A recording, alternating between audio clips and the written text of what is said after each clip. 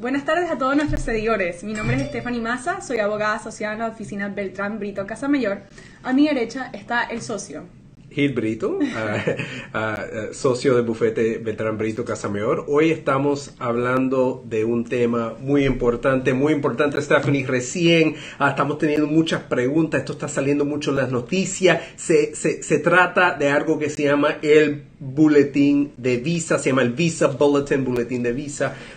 Esto es de verdad lo que controla muchas visas, muchas residencias para los Estados Unidos. Stephanie, vamos a hablar un poquito hoy acerca de qué se trata ese boletín de visa, de qué realmente tenemos que estar atentos y por qué tenemos que estar atentos a ese boletín de visa, cómo los clientes y el público mismo pueden entrar y revisar sus casos, saber más o menos cuándo pueden tener una visa disponible, una residencia disponible. Cuando estamos utilizando esta terminología de visa, realmente lo que estamos hablando es residencia inmigrante, visa inmigrante. Esta idea de visa, hay visa no inmigrante, visa inmigrante. Estamos hablando hoy de visa inmigrante de residencia. Stephanie, la primera pregunta realmente es, ¿qué es el boletín de visa?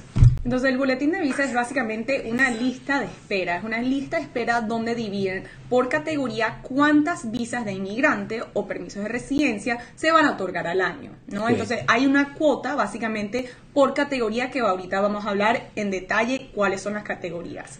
En un nivel básicamente general se divide entre visas de familia, visas basadas en inmigración de familia y visas basadas en inmigración en empleo.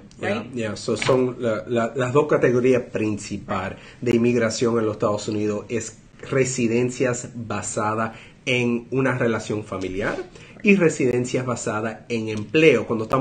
Esas son las dos categorías principales. Familia va a ser ciudadano americano, residente permanente, pidiendo a familia. Empleo, un poquito más abierto, Stephanie, es obviamente una de las áreas de especialización de nosotros, las residencias de talento extraordinario, EB1, está de ejecutivos, está de profesores, está también empresas pidiendo a profesionales. Todo eso está abajo de esta categoría de empleo, y nada más para distinguirla, que es diferente de familia, realmente son las únicas categorías de residencia. Right, so Gil, cuando estamos hablando, vamos a comenzar con lo que es inmigración basada en familia. Yeah. ¿Cuáles son las categorías? ¿Cómo se divide? ¿Cuántos se otorgan al año?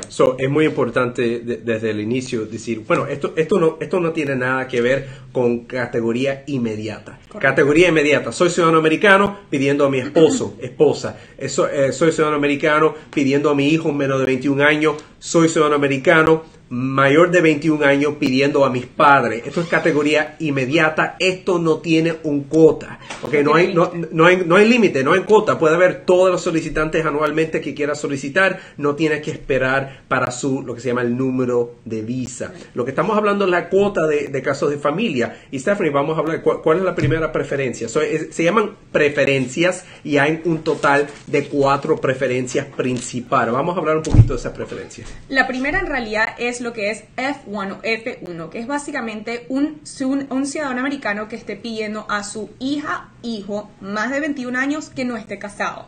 Right? Hay un límite aquí son 23,000 al año. Eso quiere decir que si se llega a ese número, básicamente las personas que tenían debajo de este número pueden aplicar para esta visa. Vamos a hablar de esto en esta primera categoría. Right. Hay 23,400 anualmente. ¿Qué quiere decir eso? Cuando uno ve el boletín de visa y revisa categoría familia, están procesando para el mes de octubre primero, van a estar procesando los casos de junio primero del 2011.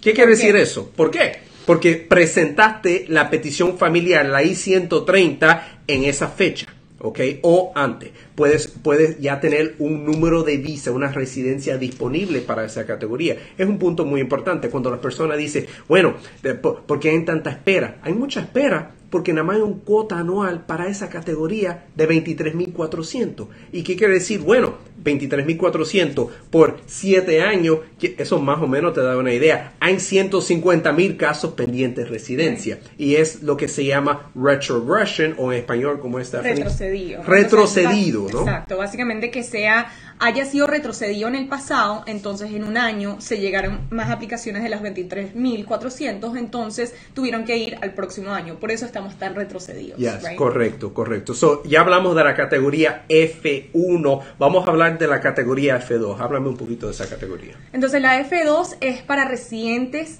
permanentes en los Estados Unidos. Primero se divide en dos. La F2A es residentes permanentes en los Estados Unidos, lo que son la esposa e hijos menores de 21 años.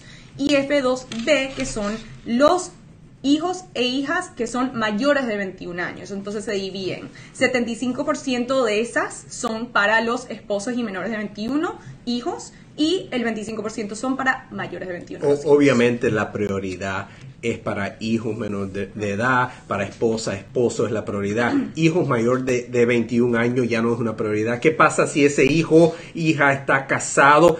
No es ninguna prioridad. Un residente permanente no puede pedir a un hijo casado. No es permitido, no estás en la categoría. Un hijo, ahora vamos a hablar de la próxima categoría, que es la tercera preferencia. Un ciudadano americano sí puede pedir a un hijo casado, pero un residente permanente no lo puede hacer. Vamos a hablar Entonces, de eso. básicamente, cuando un residente permanente se hace ciudadano americano, en ese momento es que pueda pedir a su hijo o hija mayor de 21 años que esté casado, ¿no? Entonces, la próxima es eso mismo, efectivamente, ciudadanos americanos que están pidiendo a sus hijos o hijas que están casados mayores de 21 años. Vamos a hablar de la fecha. Right. La fecha. Estamos hablando, esta es una fecha Sumamente retrocedido. Right. Right. Estamos hablando junio 15 del 2006. Eso quiere decir la solicitud que se presentaron, la I-130 que se presentaron antes de junio 15 o en junio 15 del 2006 son los que tienen una visa disponible octubre 1 de este año. Right. Entonces, algo importante a recordar es básicamente vamos a hablar de este punto, que es uno está aplicando para este trámite vía un formulario I-130, ¿verdad? Entonces, ¿cuándo es el momento que llegamos a este número, no? Yes. Es en una segunda etapa. Correcto. Eso es importante. No hay límite de cuándo puedes solicitar la I-130. No hay límite cuando puedes presentar una petición. Lo que hay en límite es cuando se puede presentar la segunda etapa. La segunda etapa va a ser una de dos cosas. Yo hacer mi cambio de estadía a residencia, que típicamente si la persona se encuentra dentro de los Estados Unidos con estadía legal, puede solicitar un cambio en el formulario I-485. Esta es la segunda etapa. Cuando hablamos de residencia de este tipo, hay dos etapas siempre. La primera etapa no tiene límite de cuándo se puede presentar. Esa fecha quiere decir que es el límite para la segunda etapa. Vamos a usar este mismo ejemplo. Ciudadano americano pidiendo hijos casados, con I-130, la primera etapa presentada antes de junio 15 de 2006, octubre 1 puede presentar esa segunda etapa si la persona se encuentra legal dentro de los Estados Unidos. ¿Qué pasa si la persona está fuera de los Estados Unidos? Eso quiere decir que el Centro Nacional de Visa, la embajada, va eventualmente, ya puede coordinar una cita para que esa persona reciba su visa inmigrante desde la embajada. Obviamente tuvieron que esperar 12 años para esa oportunidad. Right.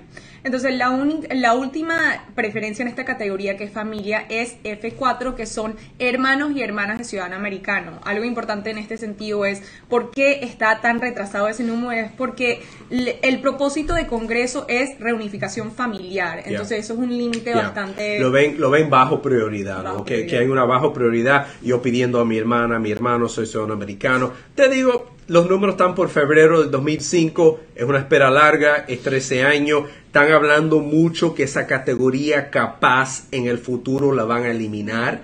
Eso quiere decir que las personas que entraron no se van a eliminar.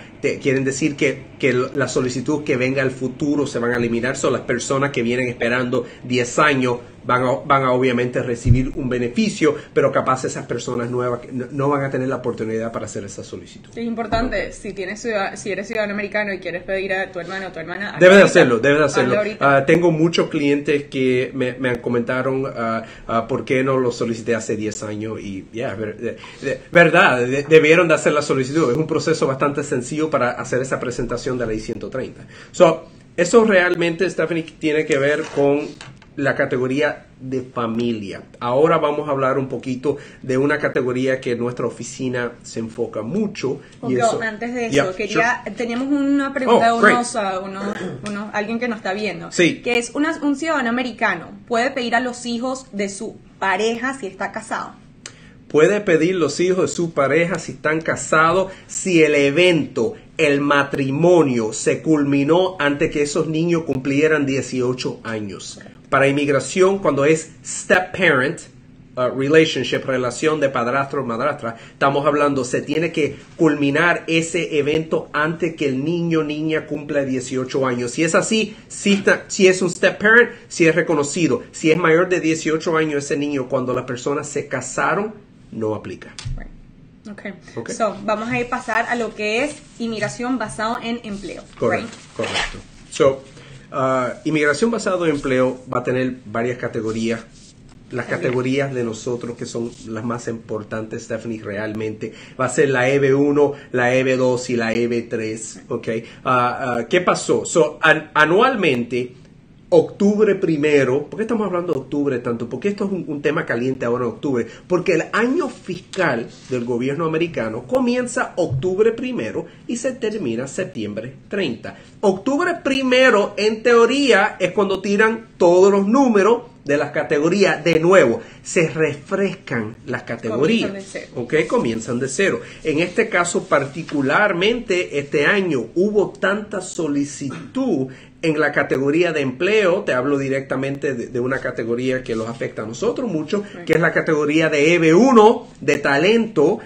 Hubo tantos solicitantes en el mes de agosto, septiembre parece, y en el año fiscal 2018, que era el año septiembre 30, desde ahora septiembre 30 hasta para atrás, comenzando octubre 1 2017, hubo tantos solicitantes que ahora se ha retrocedido y tenemos un problema realmente porque están procesando las segundas etapas de casos hay dos tablas en el boletín de visa. Si miramos a las dos tablas, hay una tabla que se llama Final Action Dates, que es fechas últimas para tomar una acción, fechas finales para tomar acción. Típicamente, la entidad que decide cuál tabla se va a utilizar es UCIS, no es el Departamento de Estado. Pero el Departamento de Estado es el que decide cuándo va a soltar los números de visa. Ahora, para el mes de octubre, UCIS decidió, no vamos a utilizar la primera etapa, vamos a utilizar la segunda etapa. Si vemos la segunda etapa, bastante favorable. Quiere decir, las I-140, las peticiones inmigrantes, la petición de talento que se presentaron junio 1 del 2018 o antes, son las que se puede hacer la solicitud para la segunda etapa, el proceso consular o para el cambio de estatus. ¿Qué pasa? Octubre 1 puedo hacer mi segunda etapa para los casos de junio 1 del 2018. ¿Qué pasa? Bueno, yo presenté mi caso en julio. Casi seguro vas a tener que esperar hasta noviembre, o cuidado diciembre, o cuidado enero, hasta que sueltan de nuevo los números. Que es buen punto, que va cambiando durante el año. Durante el año, cada mes van a soltar otro nuevo boletín de visa. Importante que no es necesariamente mes por mes. Nada más porque estamos moviéndonos del boletín para octubre para el boletín de noviembre, no quiere decir que ahora van a procesar los casos de julio. Capaz brincan para lo que se llama current, actual. Y inmediatamente todas las solicitudes 140 que se están haciendo pueden solicitar la segunda etapa. Si uno mira las tablas del boletín de visa, hay ciertas categorías que tienen una fecha. Eso quiere decir la fecha que se presentó la petición. Hay otras categorías que tienen una C, que quiere decir current, actual. Y actual quiere decir fantástico. Puedo presentar hasta la primera etapa y la segunda etapa a la misma vez. Concurriente, es permitido y no tengo que esperar. Es una maravilla.Nosotros esperamos y la predicción este año es que eso va a estar current, actualizado bastante pronto. Va a un promedio de 60, 90 días estamos esperando que eso esté actualizado. En otros años que esto sí ha pasado, que octubre 1 no ha habido números de visa para esta categoría. Ya para más o menos diciembre, enero del año ya están actualizadas las fechas y de nuevo estamos presentando la segunda etapa. Eso también es importante. ¿Por qué? Porque cuando se dividen entre las categorías uno va a ver que básicamente las cuotas pueden brincar entre categorías. Entonces, si inmigración no ha recibido bastantes de, por ejemplo, EB5, entonces esos tal vez pueden ir hacia la categoría EB1, que permite a más personas aplicar. Eso es interesante. Más flexible. So, vamos a hablar de cuántos números hay. Right. ¿Cuántos números hay, Stephanie, en el EB category? Esto es de la categoría de empleo. So, en general, en empleo se otorgan 140,000 al año, ¿verdad?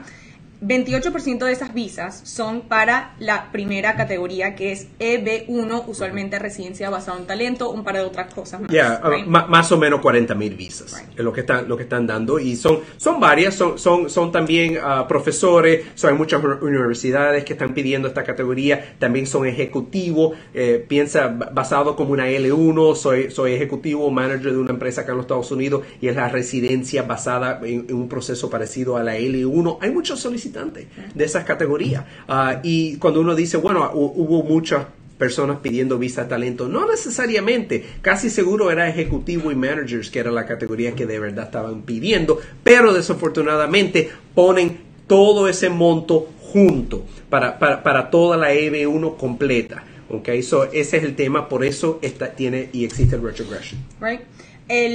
La próxima categoría básicamente es EB2, que viene siendo usualmente la certificación laboral para individuales con degrees avanzados. Sí, ¿verdad? Piensa maestrías, doctorados, este tipo de perfil de personas. Right, que es la misma cantidad, son 28% de esos 140,000, que son más o menos 40,000. Yeah. Right. La EB3 termina siendo también lo mismo, que es 40,000 aproximadamente Sure. al año, 28%. EB3, estamos hablando de personas que tienen título universitario solamente para el propósito de una certificación laboral, un PERM, y es ese proceso. Y después los otros EB4 y EB5, que son mucho menos usados, son 7% cada uno, la EB5 siendo la famosa de los inversionistas. De medio altas millón, cantidades, correcto, o de 1 millón, dependiendo. Y vamos a estar, obviamente, hablamos de eso la semana pasada acá en el video y todo, en el bufete, y es una categoría que hoy, esa categoría tiene una C. Y está actualizada, quiere decir que están bien. ¿Qué quiere decir eso? Que no hay una espera realmente en esa categoría.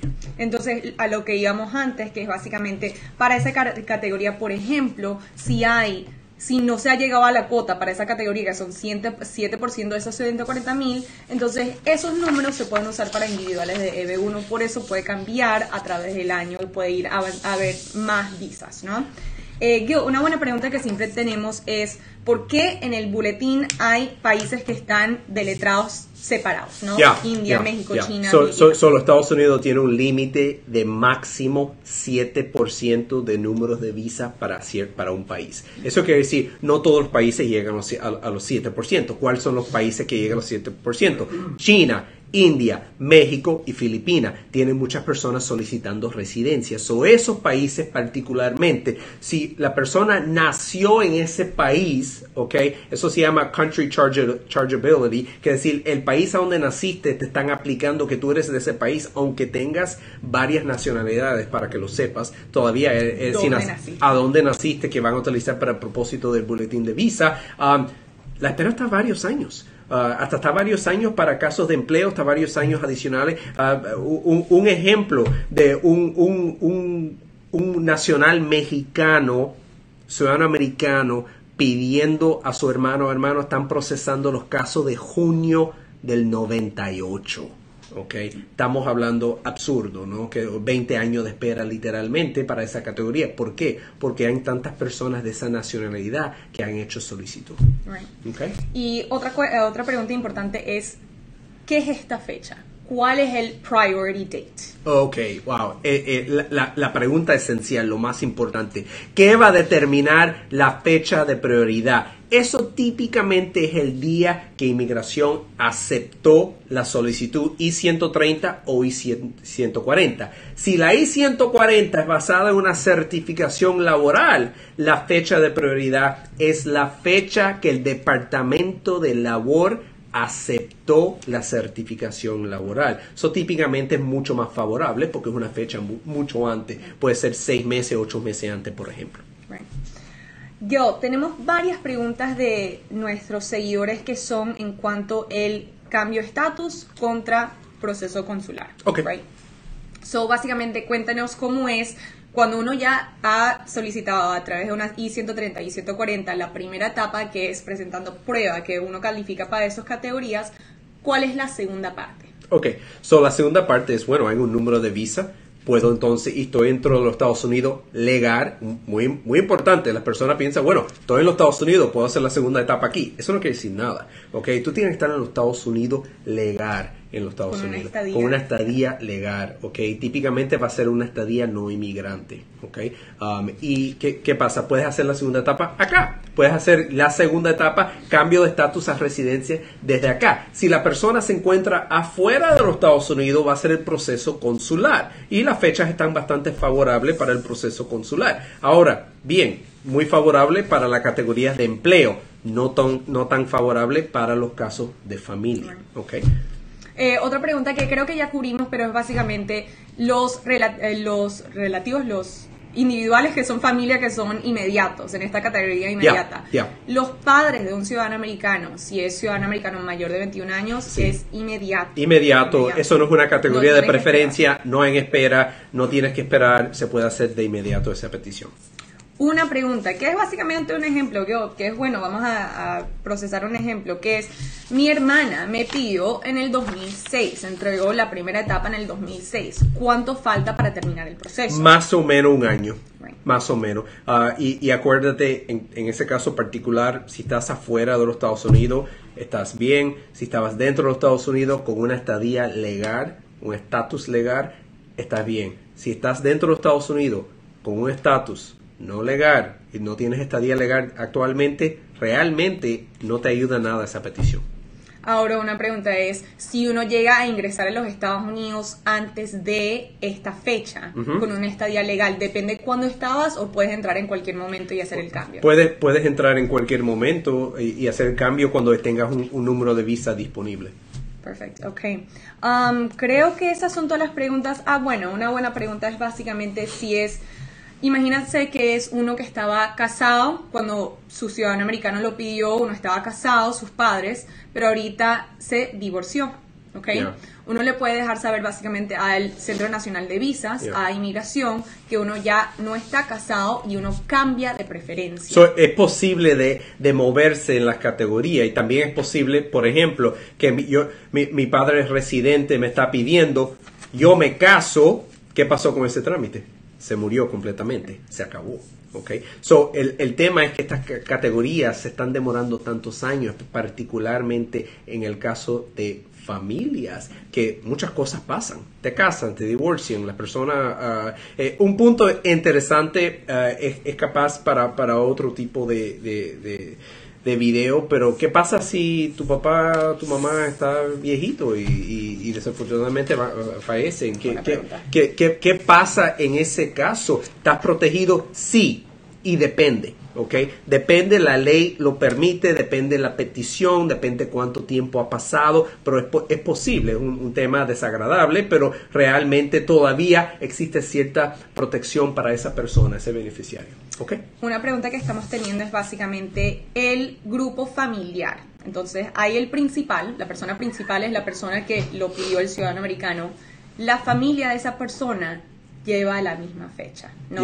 Entonces, básicamente el ciudadano americano llega a pedir a su ciudadano, su hijo mayor de 21 años, no está casado.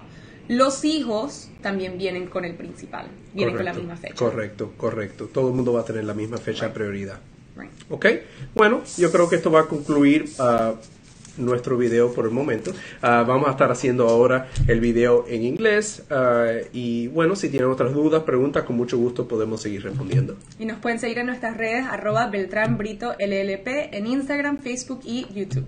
Muchas gracias por estar con nosotros. Thank you.